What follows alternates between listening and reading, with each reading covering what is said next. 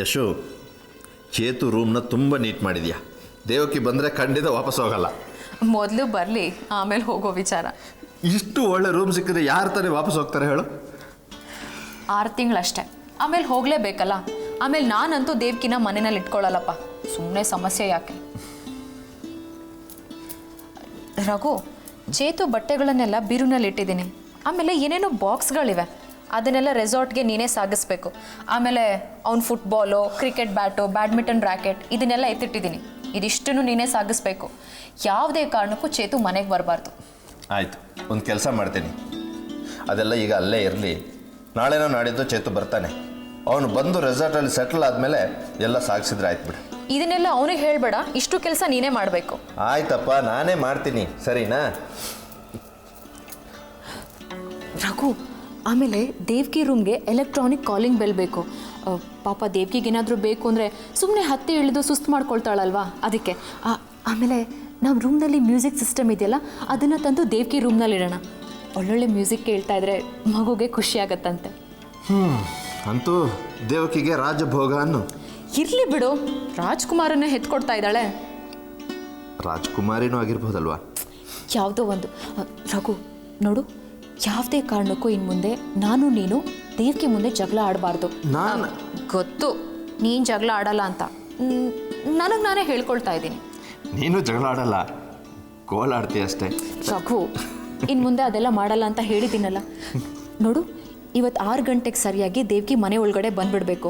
ಅದಕ್ಕೆ ಅವಳು ಅವ್ರ ಮನೇನ ಎಷ್ಟೊತ್ತಿಗೆ ಬಿಡಬೇಕು, ಮತ್ತು ಈ ಏರ್ಪೋರ್ಟ್ಗೆ ಹೋಗೋ ಟೈಮ್, ಇದನ್ನೆಲ್ಲ ಲೆಕ್ಕಾಚಾರ ಹಾಕಿ ನೀನೊಂದ್ಸರಿ ಅವಳನ್ನ ಕೇಳ್ಬಿಡು. ಹೋಗು, ಫೋನ್ ಮಾಡು. ಇಲ್ಲ, ಈಗಲೇ ಫೋನ್ ಮಾಡು. ಹೋಗು ಹೋಗು.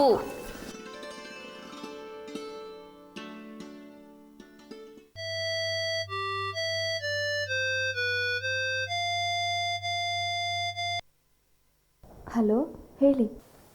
ಹಲೋ, ನಾನು ರಘು ಮಾತಾಡ್ತಿದ್ದೀನಿ. ಗೊತ್ತಾಯ್ತು, ಹೇಳಿ. ನೀವೀಗ ಮನೇಲಿದ್ದೀರಿ ಅನಿಸುತ್ತೆ. ಈಸಿಯಾಗಿ ಮಾತಾಡೋಕ್ಕೆ ಕಷ್ಟ ಆಗ್ಬೋದು. ನಿಮಗೆ 6 ಗಂಟೆಗೆ ಫ್ಲೈಟು, ಅಂದರೆ ಅದಕ್ಕಿಂತ ಮುಂಚಿತವಾಗಿ ನೀವು ನಮ್ಮ ಮನೇಲಿರಬೇಕು. ಹೌದಾ? ಸ್ವಲ್ಪ ಹಿಂದೆ ಮುಂದೆ ಆದರೆ? ಹಾಗಾಗಬಾರ್ದು. 6 ಗಂಟೆಗೆ ಒಳ್ಳೆ ಗಳಿಗೆ ಇದೆ ಅಂತ ಯಶು ಕೇಳ್ಕೊಂಡು ಬಂದಿದ್ದಾಳೆ. ಇದಕ್ಕಿಂತ ಮುಂಚೆ ನೀವು ಎಷ್ಟೇ ಸಲ ಮನೆಗೆ ಬಂದಿದ್ರು ಇದು ನಿಜವಾದ ಮನೆ ಪ್ರವೇಶ ಅಲ್ವಾ? ಸರಿ ಬಿಡಿ.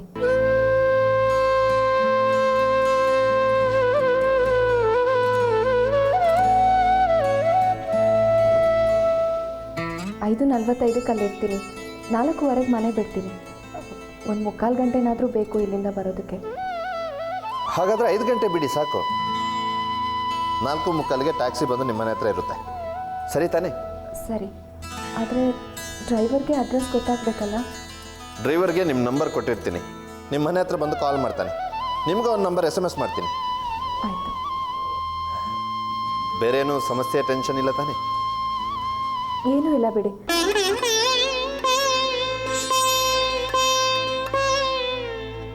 ಆರಾಮಾಗಿದ್ದೀನಿ. ಸರಿ, ಹಾಗಾದರೆ 6 ಗಂಟೆ ಒಳಗೆ ಇಲ್ಲಿದ್ದು ಬಿಡಿ. ಬರ್ತೀನಿ. ಬಾಯ್.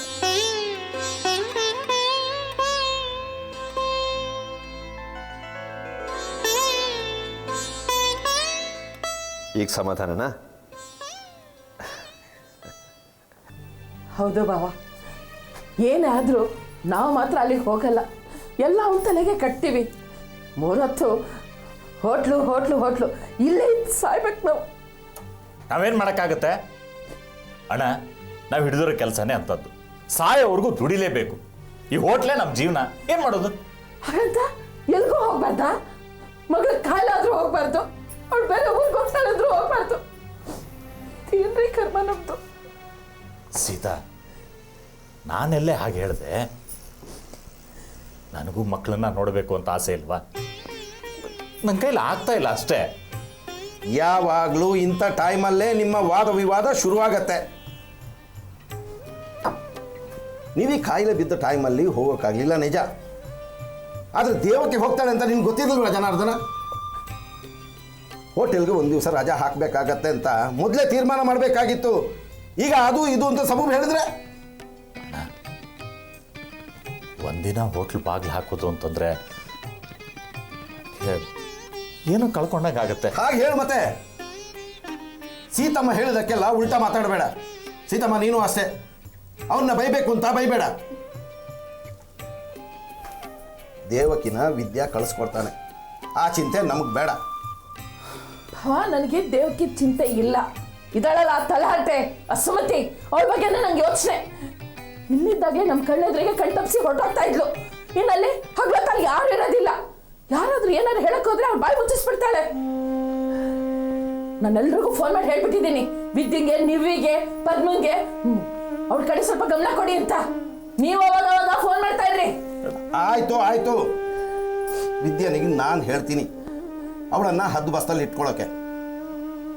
ಅಷ್ಟು ಮಾಡಿ ಇಷ್ಟು ವರ್ಷ ಆಯ್ತು ಮದುವೆ ಆಗಿ, ಜವಾಬ್ದಾರಿಯನ್ನು ತಗೊಳ್ಳೋದಿಲ್ಲ ಇವರು.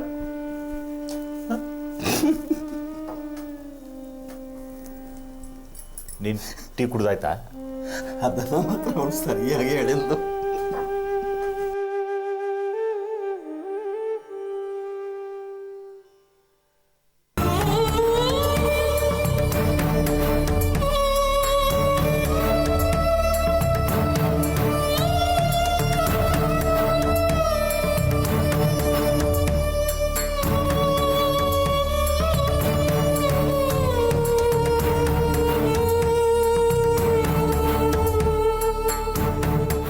ಸುಮತಿ, ದೇವ್ಕಿ ಸುಮತಿನ ನೋಡಿದ್ಯಾ?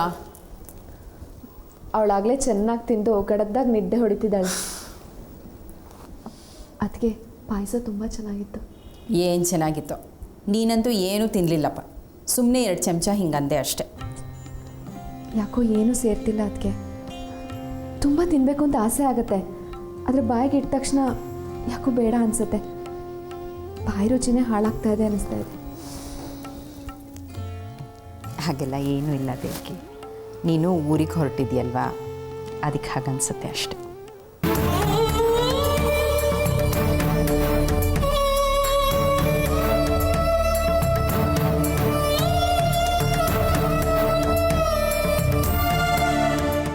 ಎಲ್ಲ ಸರಿ ಹೋಗುತ್ತೆ.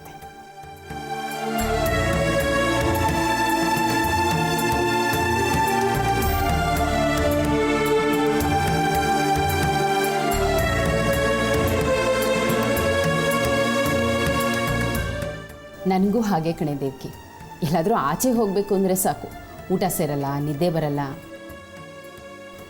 ಆದರೆ ನಿಮ್ಮ ಅಣ್ಣ ಹಾಗಲ್ಲಮ್ಮ, ಚಂದ್ರಲೋಕಕ್ಕೆ ಹೋಗಬೇಕು ಅಂದರೂ ಊಟ ತಿಂಡಿ ಮಿಸ್ ಮಾಡಲ್ಲ ನೋಡು, ಯಾವುದಕ್ಕೂ ಟೆನ್ಷನ್ನೇ ಇಲ್ಲ. ಈಗಲೇ ನೋಡು, 12 ಗಂಟೆಗೆ ಬರ್ತೀನಿ ಅಂದರು, 3 ಗಂಟೆ ಆಗ್ತಾ ಬಂತು, ಅಡ್ರೆಸ್ಸೇ ಇಲ್ಲ. ಅವ್ನು ಬಂದೇನು ಮಾಡಬೇಕು? ಹಾಗೆಲ್ಲ ದೇವ್ಕಿ, ಯಾವತ್ತೂ ಒಂದು ಮಾತು, ಒಂದು ಶಿಸ್ತು ಇರಬೇಕು.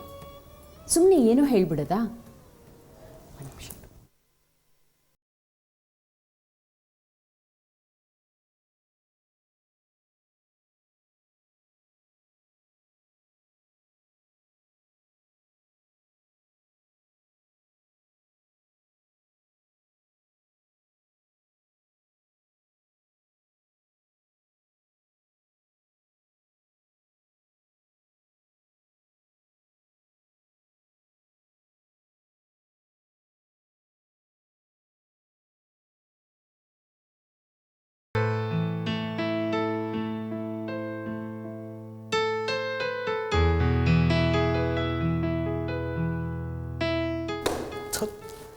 ರಮೇಶ, ಎಲ್ಲ ಅವನು ನಮ್ಮ ಕಾಲೇಜ್ ಲೀಡ್ರು ವಿನಯ್ ಒಬ್ಬರಿಗೋಸ್ಕರ 10 ಜನ ಕಾಯ್ದಂದ್ರೆ ಎಷ್ಟು ಇರಿಟೇಟ್ ಆಗುತ್ತೆ ಗೊತ್ತಾ? ದೊಡ್ಡ ಮನುಷ್ಯ ಅವನು, ತಾನು ಇಲ್ಲದೇ ಇದ್ರೆ ನಾಟಕನೂ ಮಾಡಬಾರ್ದು ಅಂತಾನೆ. ರಿಹರ್ಸಲ್ಗೆ ಎಲ್ಲ ಪಾರ್ಟ್ ಹಾಕ್ತೀವಿ ಅಂದರೆ ಪತ್ತನೇ ಇರಲ್ಲ ಅಸಲು. ಛೇ, ನನಗೋಸ್ಕರ ಮಾಡ್ತಿದ್ದೇನೆ ಇದನ್ನ. ಕಾಲೇಜ್ದು ಚೆನ್ನಾಗಾಗಬೇಕು ಅಂತ ಮಾಡ್ತೀವಪ್ಪ. ನನಗೇನಿಲ್ಲ, ಸಂಸಾರದ ಜೊತೆ ಚೆನ್ನಾಗಿದ್ದೀನಿ, ಆರಾಮಾಗಿರ್ತೀನಿ ಮನೇಲಿ. ನಾನು ಗಂಡ ಹೆಂಡತಿ ಸುಖವಾಗಿದ್ದೀವಿ.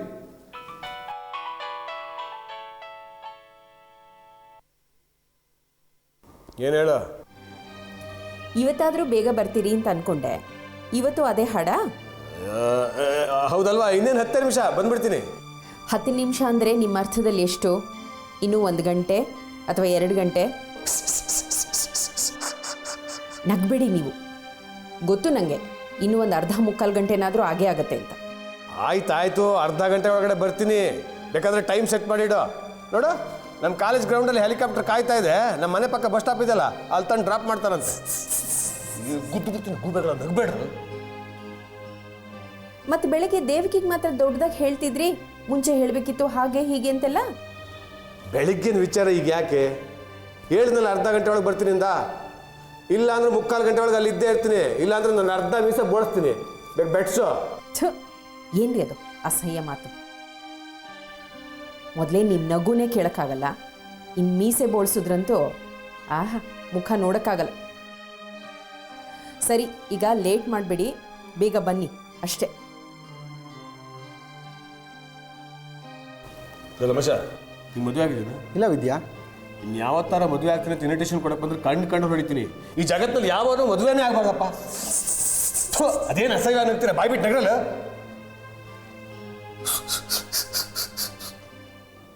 ಟೈಮ್ ಸೆನ್ಸೇ ಇಲ್ಲ, ಜೊತೆಗೆ ಬೆಟ್ಸ್ ಬೇರೆ.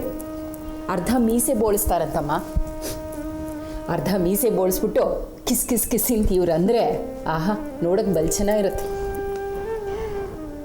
ಅವನಿಗೆ ನಾನು ಮುಂಬೈಗೆ ಹೋಗೋದು ನೆನಪಿದೆಯೋ ಇಲ್ವೋ? ನೀವ್ಯಾಕೆ ಟೆನ್ಷನ್ ಆಗ್ತೀರಿ ಅದಕ್ಕೆ? ಅದು ಸರಿನು.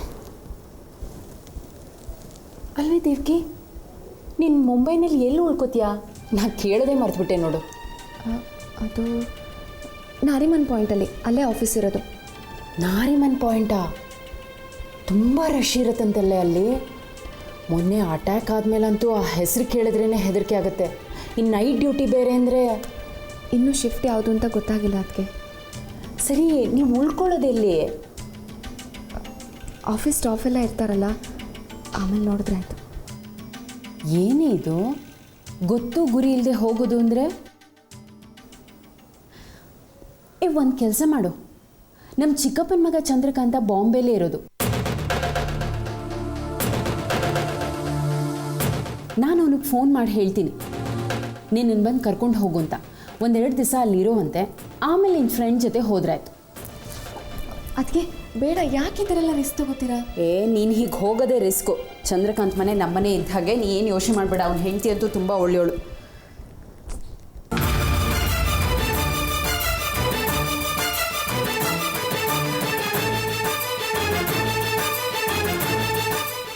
ಛೇ, ನಾಟ್ ರೀಚಬಲ್.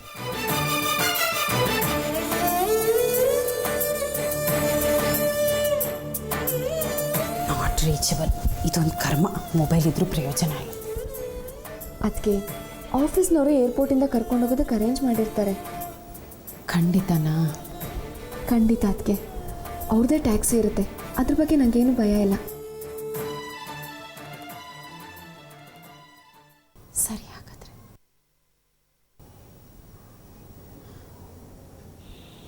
ದೇವ್ಕಿ, ಏನೇ ಆದರೂ ನಿನ್ನನ್ನು ಕಳಿಸ್ಕೊಡೋಕೆ ಮನಸ್ಸೇ ಬರ್ತಿಲ್ಲ ಕಣೆ.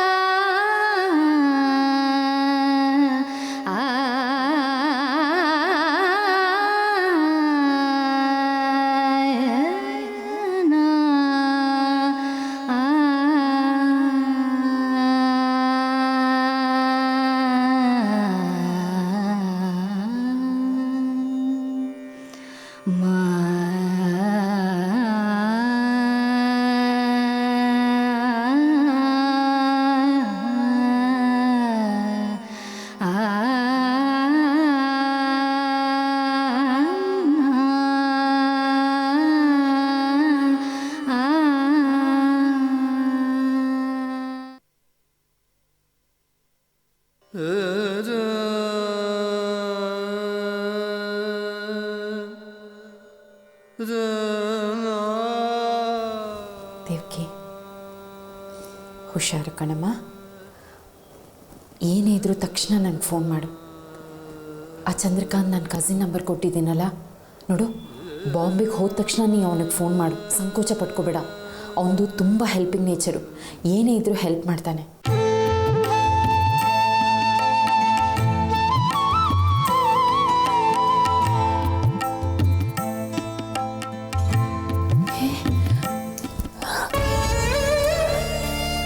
ಅಯ್ಯ, ಅವಳೇನು ಮದುವೆ ಮಾಡ್ಕೊಂಡು ವಾಸು ಮನೆಗೆ ಹೋಗ್ತಿದ್ದಾಳ? ಒಂದು ಸ್ವಲ್ಪ ದಿವಸ ಚೇಂಜ್ ಇರಲಿ ಅಂತ ಮುಂಬೈಗೆ ಹೋಗ್ತಾ ಇದ್ದಾಳೆ. ಅದಕ್ಕೆ ಯಾಕೆ ಇಷ್ಟು ಕಣ್ಣೀರು?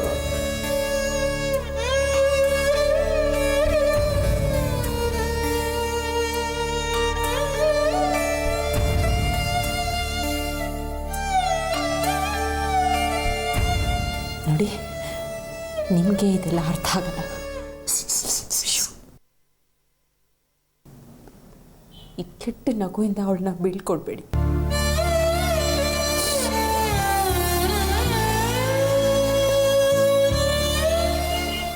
ದೇವಕಿ, ನಿನ್ನ ಆರೋಗ್ಯ ಚೆನ್ನಾಗಿ ನೋಡ್ಕೊಳೆ.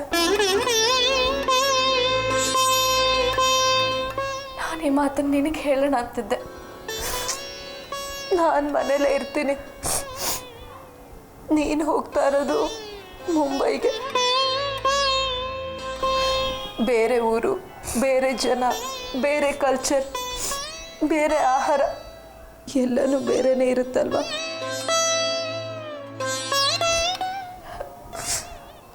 ಅಕ್ಕ, ಸುಮ್ತೀನಿ, ಚೆನ್ನಾಗಿ ನೋಡ್ಕೊ. ಅವಳದೇ ಭಯ. ನೀನೇನು ಯೋಚನೆ ಮಾಡಬೇಡ, ನಾನಿದ್ದೀನಿ. ಹಾಂ,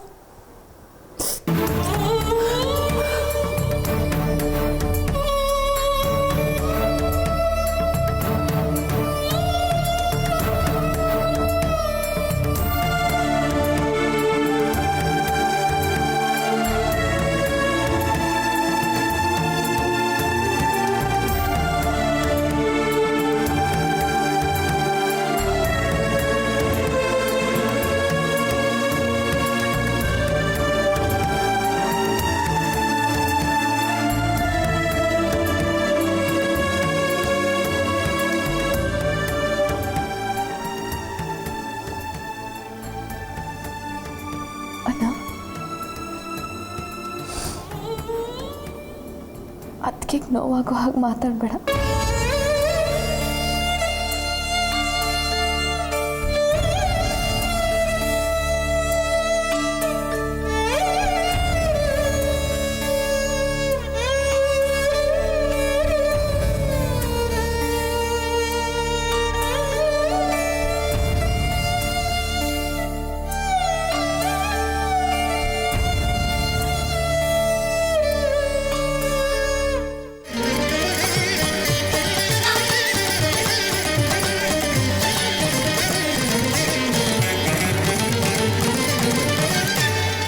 ಏನು ಮಾಡ್ತಾ ಇದೀಯ ನೀನು?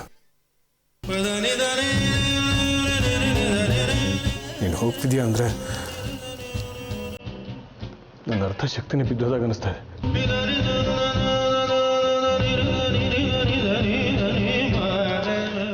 ಅದೇನು ಮಾಡೋದು? ಎಲ್ಲದಕ್ಕಿಂತ ನಿನ್ನ ಕೆಲಸ, ಬದುಕು ಅದೇ ಮುಖ್ಯ ಅಲ್ವಾ? ಅಣ್ಣ, ನನಗೂ ಹೋಗೋದಕ್ಕೆ ಮನಸ್ಸಿಲ್ಲ.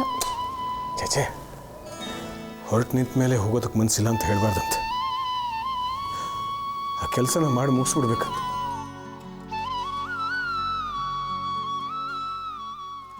ಒಳ್ಳೇದಾಗಲಿ.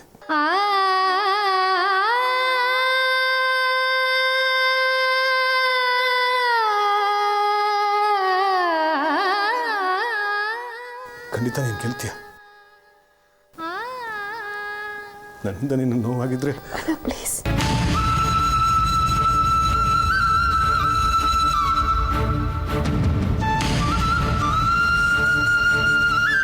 ಹಾಗೆಲ್ಲ ಮಾತಾಡಬೇಡ.